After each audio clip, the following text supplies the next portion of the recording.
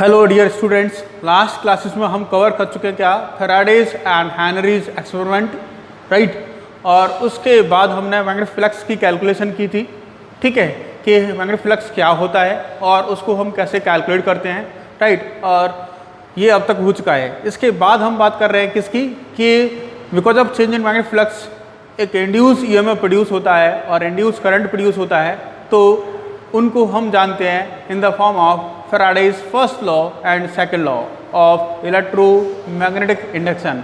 तो मैंने उनके जो डेफिनेशंस हैं उनमें टाइम टेकिंग प्रोसेस है, तो इसीलिए मैंने पहले से लिख के रखा है, राइट। तो देखिए क्या है, तो Faraday's law of electromagnetic induction, right.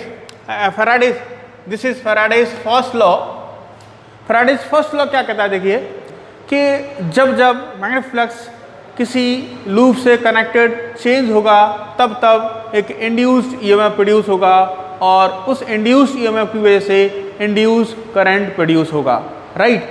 सो कहने का मतलब क्या हुआ कि जब भी फ्लक्स चेंज हुआ तब तब induce current and induce EMF produce होंगे, ठीक है। और ये तब तक रहेंगे जब तक फ्लक्स चेंज होता रहेगा। जैसे ही फ्लक्स में चेंज होना स्टॉप होगा, ठीक है, वैसे ही इसमें जो इंड्यूस ईएमएफ है, इंड्यूस करंट है, वो भी क्या हो जाएंगे, जीरो हो जाएंगे, right. So this law is totally qualitative law, मतलब एक तरह से ये उस इवेंट के बारे में ही बताता है, बट ये किसी भी चीज़ को मेजर नहीं कर रहा है कि कितना ईएमएफ प्रोड्यूस होगा और कितना करंट प्रोड्यूस होगा, ये सब नहीं बताता। बस ये बताता है कि करंट कब प्रोड्यूस होगा, ईएमएफ कब प्रोड्यूस होगा, इसीलिए हम इसको क्वालिटेटिव लॉ के नाम से भी जानते हैं। तो देखिए इसका बेसिक जो स्टेटमेंट है वो क्या है, वो ये कहता क्या कि when ever magnetic flux passing through coil changes an EMF produced called induced EMF, and due to this induced EMF a current produced in the circuit if circuit is closed, which is known as induced current. This induced EMF and induced current produced till magnetic flux changes, ठीक है। कब तक produce होंगे, जब तक magnetic flux change होगा। This is qualitative law, right. ये क्या है, क्वालिटेटिव लॉ है, ठीक है। So this is the complete first law of electromagnetic induction given by the Faraday, so known as Faraday's first law, right. देखिए second law क्या कहता है, सेकंड लॉ हमें क्वांटिटी के बारे में बताता है कि कितनी इंड्यूस्ड ईएमएफ प्रोड्यूस होगी और कितना करंट प्रोड्यूस होगा, इसीलिए इसको हम क्वांटिटेटिव लॉ के नाम से जानते हैं। And according to this law the magnitude of induced EMF is always directly proportional to the rate of change of magnetic flux, right। तो वो magnitude rate of change of जो magnetic flux है उसके डायरेक्टली प्रोपोर्शनल होता है। यदि हम direction को इंक्लूड करें तो वहाँ पर नेगेटिव साइन भी आता है, इसीलिए ऐसा लिखा है। According to this law, the magnitude of induced EMF is directly proportional to the negative rate of change of magnetic flux linked to the coil, ठीक है। जो कॉइल से फ्लक्स लिंक है उसका नेगेटिव रेट ऑफ चेंज क्या है, उसके proportional होगा क्या, इंड्यूस्ड ईएमएफ, राइट। उसी के प्रोपोर्शनल होगा इंड्यूस्ड ईएमएफ, राइट। तो चलिए हम एक बार दोबारा से रिपीट कर देते हैं। फर्स्ट लॉ ये कहता है कि whenever magnetic flux linked to a coil changes and induced EMF produced and hence a current produced known as induced current, and this phenomena remains till there is change in magnetic flux। जब तक flux change होगा तब तक ये चलता रहेगा, right. And second जो part है या सेकंड जो लॉ है वो ये कहता the magnitude of induced EMF is directly proportional to the negative rate of change of magnetic flux, right. And this gives the quantity of induced EMF, hence this is quantitative law, ठीक है। तो मैं इसको लिख देता हूं, this is quantitative law, right. तो ये हुआ Faraday's first law, second law, right. अब हम बात कर लेते हैं कि क्वांटिटेटिव लॉ तो दिया, कितनी क्वांटिटी प्रोड्यूस हो रही है हमने देख लिया, लेकिन वो हम कैसे कैलकुलेट करते हैं, उसका मैथमेटिकल फॉर्म क्या है, फॉर्मूला क्या है, वो देखिए, ठीक है। चलिए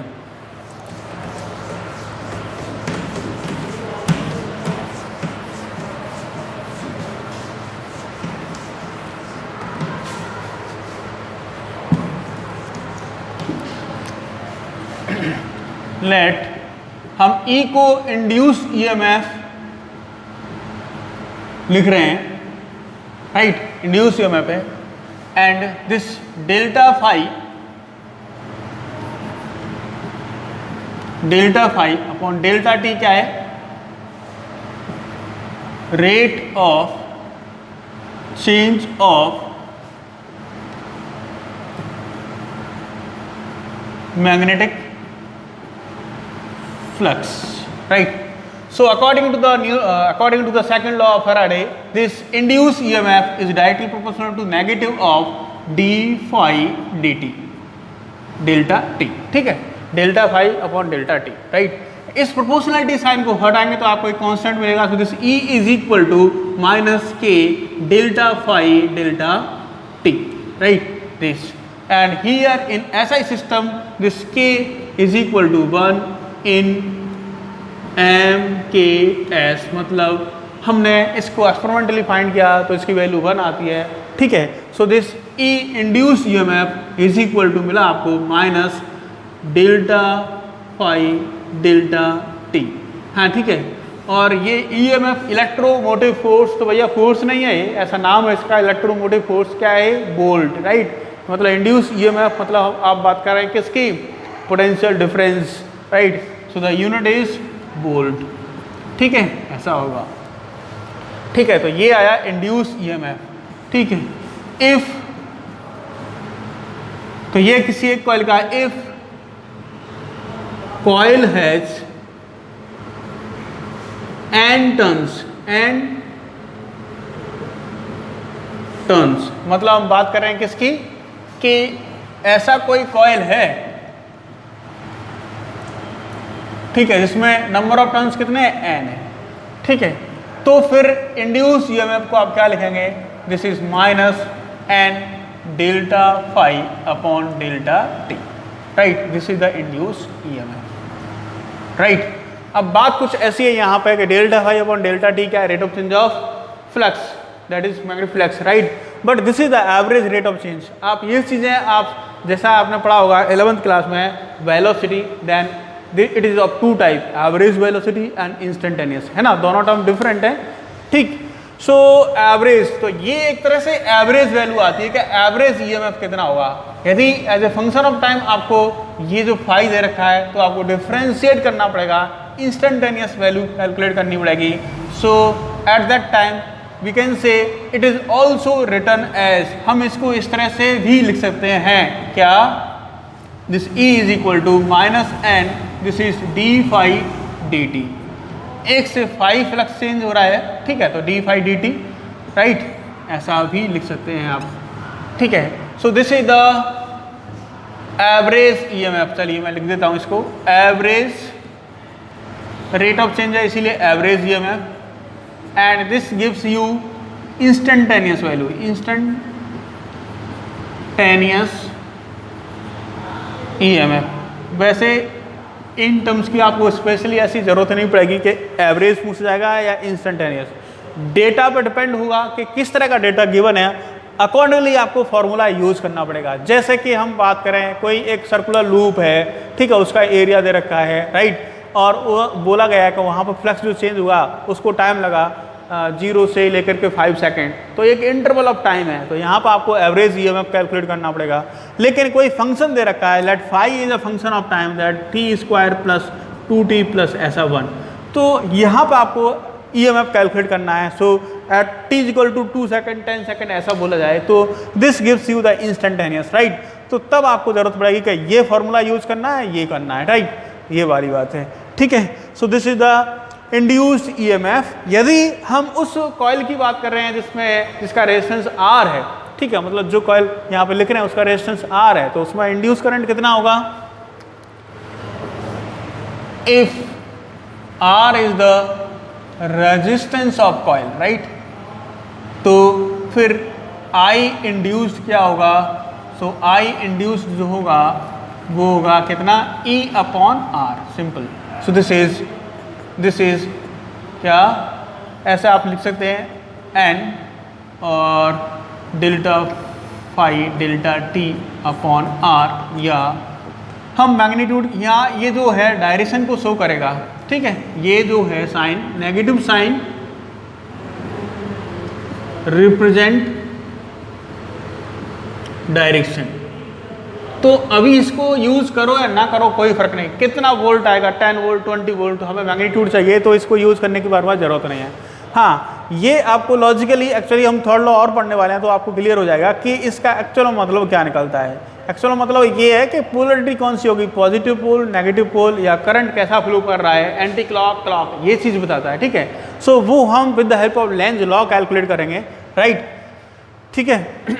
या यूँ कहो कि हम लेंज लॉ की जो एप्लीकेशन है वो इसमें इनबिल्ट है, राइट, तो वो हम फर्दर पढ़ने वाले हैं। सो अभी हम बात करें कि इस माइनस साइन को हटा देते हैं तो नो प्रॉब्लम, जो करंट की वैल्यू है वो हमको मिल जाएगी, ठीक है। So this is I induced is equal to, I induced is equal to क्या मिला आपको, this is N delta phi upon delta T और दिस इज आर, ऐसा, ठीक है। तो ये मिल गया। इन अ सेम वे आप उसके बारे में बात कर सकते हैं, ये डी फाई डी टी होता, ठीक है। सो डिपेंड्स के हमें क्या गिवन है वैसा फार्मूला यूज कर लेना है। So this is the value of induced EMF and induced current, right. अब इस इंड्यूस्ड करंट की वजह से क्या होगा, चार्ज मूव कर रहा है, फ्लो कर रहा है, तो आपको हो सकता है पूछ जाए कि इन टाइम टी, ठीक है, या 10 सेकेंड 20 सेकेंड में कितना चार्ज फ्लो कर गया, कितना चार्ज ट्रांसफर हो गया। सो उसके लिए क्या एक्सप्रेशन होगा, तो मैं इसको हटा दूं एक बार।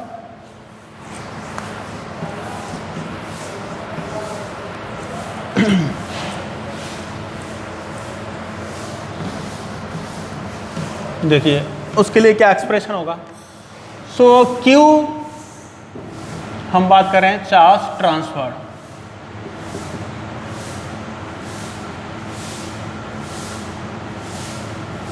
ठीक है, कितना चार्ज ट्रांसफर हुआ। तो देखिए Q इज इक्वल टू होता है सिंपली, आप जानते हैं क्या, I इंटू टी। तो I कब के लिए, जब एवरेज करंट फ्लो कर रहा हो, ठीक है, इंस्टेंटेनियस के लिए नहीं है, राइट, तो तब के लिए है। So this T is the interval, तो अभी हमने इंटरवल डेल्टा T लिया है, सो डेल्टा T हम लिख देंगे, ठीक है। So this Q transfer is equal to I मतलब average current into delta T, और I कितना है वो आप पहले लिख चुके हैं, this is N, right, delta phi, this is R delta T into delta T, this delta T cancel this, so this is Q, so Q is equal to N delta phi upon R, this is the charge transferred, ठीक है। इसको आप बोल सकते हैं इतना charge move कर गया, right, so this is the charge. तो आप डायरेक्टली चार्ज पूछा है तो ऐसा कैलकुलेट कर सकते हैं, करंट की हेल्प से कर सकते हैं, वो नो प्रॉब्लम, ठीक है, वो वहाँ पे भी आपको सिखाया गया हो, कहाँ पे, करंट इलेक्ट्रिसिटी में। बट यहाँ के लिए this is the change in flux, this is the resistance of the coil, this is the number of turns of the coil, this is the charge transfer, right। चलिए हम कुछ छोटे छोटे से जो न्यूमेरिकल जिससे आपको जो हमने सीखा है वो आपको पता चल जाएगा कि एक्चुअल में हमने क्या सीखा है, ठीक है। चलिए देखिए,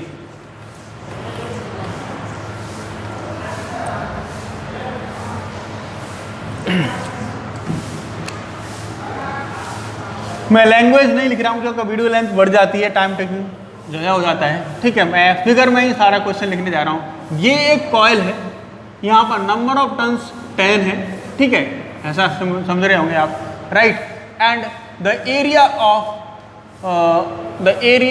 the loop A is equal to, आपको डायरेक्ट रेडियस नहीं दे रखा है, एरिया दे रखा है, this is 20 centimetre square, right, ऐसा दे रखा है area, and here magnetic field changes B changes 0 to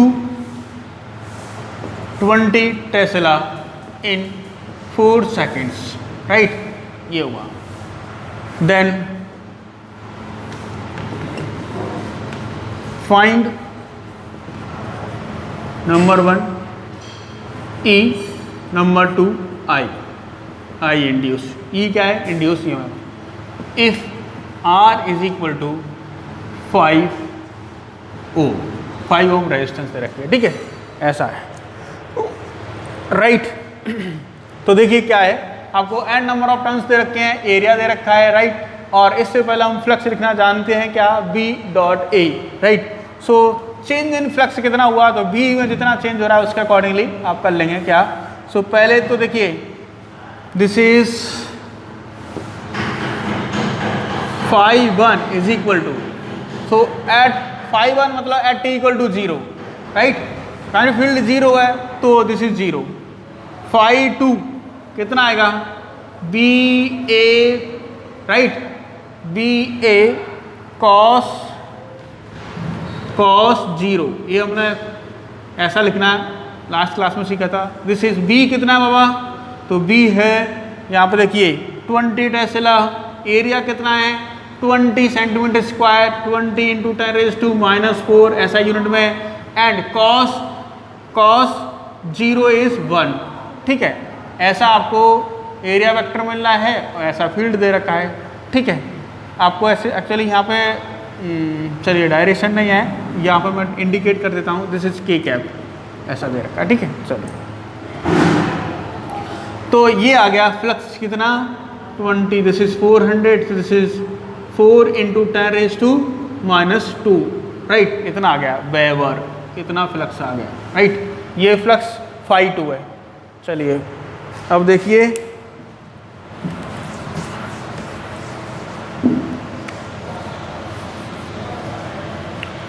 तो डेल्टा फाई कितना हुआ, phi2 minus phi1, this is phi1 0 है तो नो प्रॉब्लम, यही रहेगा change 4 into 10⁻², right. And delta T की वैल्यू क्या है, वो यहाँ गिवन है 4 सेकेंड्स, दिस इज कहाँ पे गया यार, मैंने बताया था आपको 4 second, this is the time 4 seconds, right. And उसके बाद हमें पता है नंबर ऑफ टर्न्स इतने होंगे, तो देखिए E is equal to n delta phi delta T, right.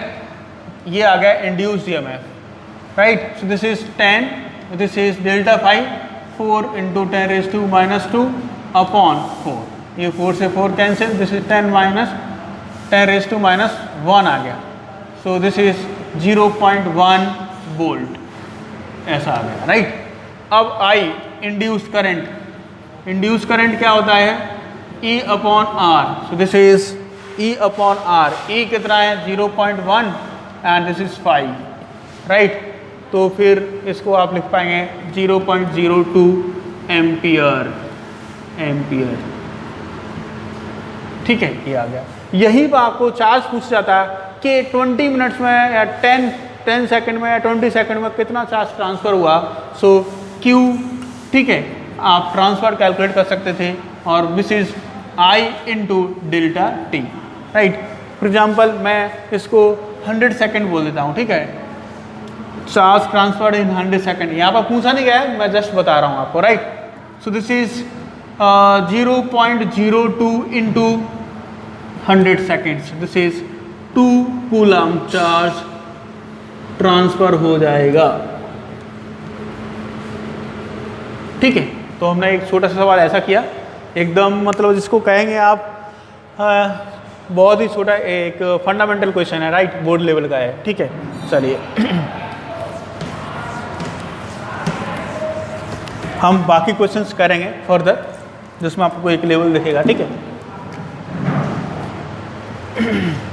देखिए एक और प्रॉब्लम ऐसा ही छोटा सा, जस्ट फंडामेंटल बेस, आपको दे रखा है फ्लक्स